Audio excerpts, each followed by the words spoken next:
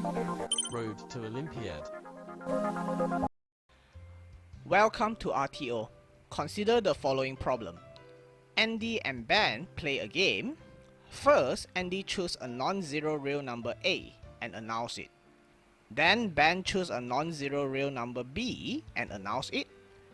And then Andy chooses a non-zero real number C and announce it. Finally, Ben chooses a quadratic equation whose the three coefficients are A, B, and C in some order.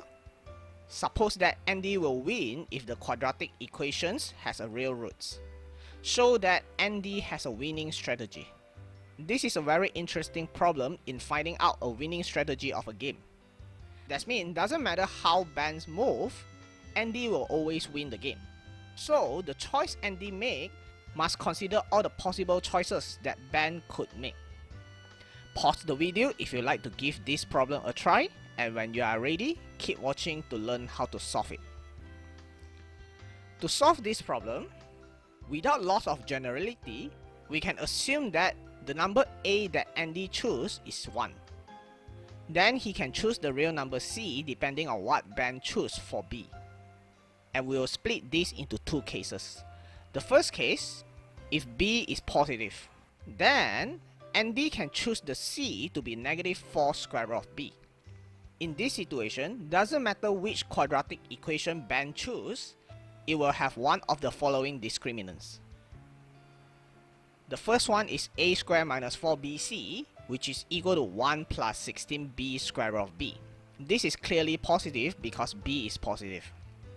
The second one is B squared minus 4AC, which is equal to B squared plus 16 square root of B. This is also clearly a positive number because B squared must be positive. And the third discriminant can be C squared minus 4AB, which is equal to 16B minus 4B.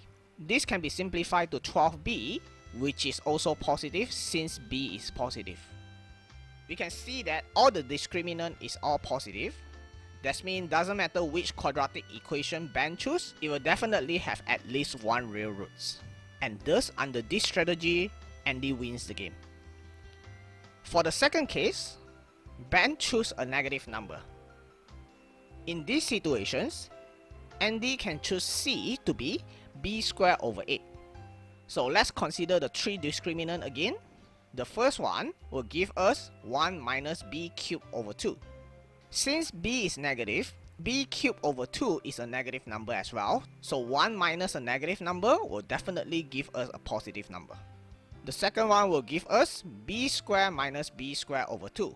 This can be simplified to B squared over 2, and this is clearly a positive number because B squared is always positive. The third one will give us B to the power of 4 over 64 minus 4B. Since B to the power of 4 is a perfect square, so B to the power of 4 over 64 is a positive number. And 4B is a negative number, so when we have a positive number minus a negative number, the result is clearly a positive number as well. And thus, under this case, Andy wins the game again. So combining both the cases, Andy can always ensure that he can win the game, regardless what the number and the quadratic equation Ben chooses. And this marks the end of the proof. In fact, this is not the only strategy.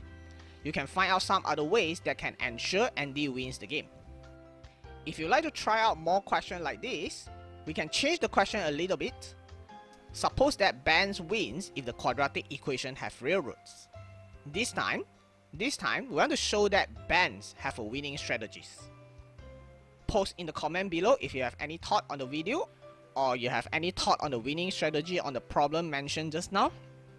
And if you haven't subscribed yet, consider subscribing. This will really help us out. Anyway, see you in the next video. Thank you.